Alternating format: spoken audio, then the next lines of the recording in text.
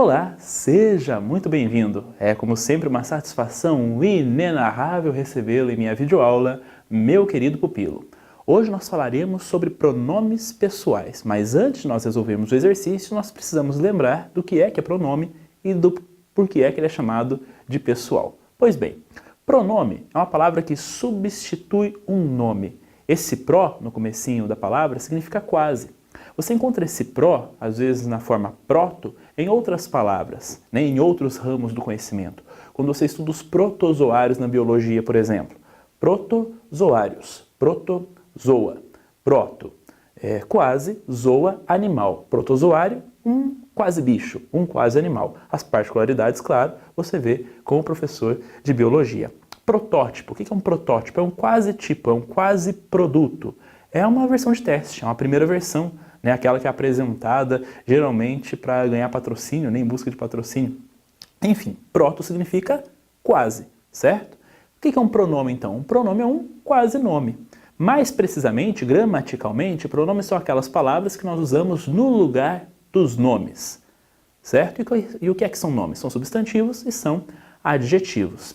Quando eu tenho uma frase como esse é o aluno que foi aprovado em primeiro lugar. Esse que, essa palavra curtinha que está ali, ela foi usada para que nós não repetíssemos a palavra aluno. Portanto, esse que está no lugar da palavra aluno. Esse também está apontando para aluno, também está acompanhando o aluno. Então, tanto o que quanto o esse são dois pronomes, certo? O que está substituindo a palavra aluno, portanto ele está funcionando no lugar do substantivo, e o esse está acompanhando a palavra aluno, portanto está funcionando como um adjetivo. E quando é que o pronome é pessoal? O pronome é pessoal quando ele está sendo usado no lugar de uma pessoa do discurso. Primeira pessoa, quem fala. Segunda pessoa, você, para quem eu falo. E terceira pessoa, aquela de quem se fala. Eu, tu ou você, no plural, vós ou vocês. E a terceira pessoa, ele, ela, eles, elas. Tudo bem? Esses são os pronomes pessoais. Agora sim, nós temos condições de analisarmos a questão. Vamos ler o enunciado. Assinale a única frase correta quanto ao uso dos pronomes pessoais. Você não pode ir sem eu. Meu amigo, o diretor quer falar consigo. Entre eu e tu não há inimizade. Era para mim encontrar a solução do problema. Para mim, jogar futebol é a melhor diversão. Pois bem, quais são os pronomes pessoais aí? Quais são os pronomes que estão sendo usados no lugar das pessoas do discurso? No primeiro caso, na primeira alternativa, nós temos o você e o eu. E no segundo, nós temos o consigo. No terceiro exemplo, nós temos o eu e o tu. Na quarta alternativa, nós temos o mim. E na última alternativa, novamente, nós temos o mim. Mas só um desses pronomes foi usado adequadamente. Lembra na sua infância, ali quando você passou a ter vários professores, provavelmente isso aconteceu na quinta série, no sexto ano, e você se assustou um pouco com o que a professora de português disse para vocês? Ela falou de sujeito, ela falou de predicado, falou de outros nomes complexos que te deram muita dor de cabeça ao longo da sua vida escolar, mas ela falou também do eu, tu, ele, nós, vós, eles, e fez você conjugar os verbos em cada uma dessas pessoas, certo? E ela eventualmente falou que essas palavras eram os pronomes pessoais do caso reto. Mas talvez você já tenha esquecido da explicação, ou talvez isso nunca tenha ficado muito claro, por que é que nós chamamos o eu, o tu, o ele e as outras pessoas do discurso, ou melhor, as outras pessoas dessa lista, de pronomes pessoais do caso reto. Ora, se nós buscamos a origem da palavra reto, reto é aquilo que é direito, esperado, linear, certo? Ao contrário daquilo que é torto. Bom, quando nós montamos uma frase com pronome pessoal, é esperado que esse pronome pessoal apareça em qual posição? No começo, no meio ou no fim?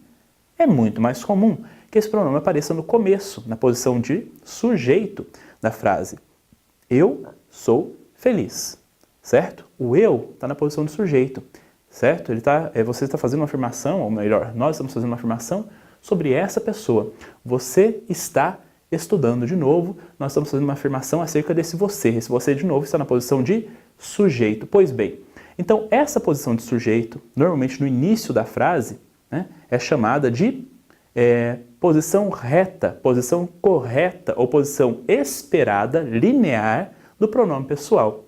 Quando o pronome pessoal está em qualquer outra parte da frase que não seja o sujeito, então ele está numa posição torta, inesperada, e é exatamente isso que significa oblíquo. Oblíquo é torto, oblíquo é diferente. Então o que seriam os pronomes pessoais do caso oblíquo? Eles têm a mesma função dos outros pronomes pessoais, eles também substituem a primeira, a segunda e a terceira pessoa do discurso. No entanto, eles estão ou desempenhando a função de predicativo ou desempenhando a função de objeto, enfim, eles não são sujeito. Então para você resolver essa questão, você precisa olhar o quê? Para a posição do pronome na frase. Você não pode ir sem eu. Ora, esse eu não é sujeito. Certo? Ele está no final da frase, portanto o correto seria você não pode ir sem mim. Meu amigo, o diretor quer falar consigo. Aqui o probleminha é um pouquinho diferente. Consigo sempre vai ser um pronome reflexivo, né? Ele vai incidir sobre ele mesmo. Então se o diretor quer falar consigo, na verdade significa que o diretor quer falar com o próprio diretor, o que não é o caso, né? Quando eu digo meu amigo, o diretor quer falar consigo, na verdade o que eu esperaria dizer é meu amigo, o diretor quer falar com você, né? O diretor não quer falar sozinho, ou melhor, talvez ele queira, mas eu não vou anunciar isso para você.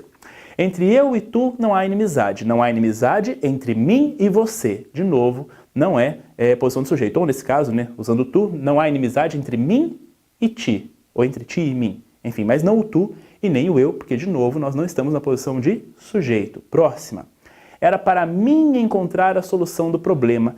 Essa é complicada, né? Porque a gente aprendeu que esse mim não pode aparecer antes do verbo, mas talvez nunca tenha ficado muito claro do porquê. Era para mim encontrar. Pois bem, quem é que está executando, ou melhor, quem é que executaria essa ação de encontrar? Não sou eu?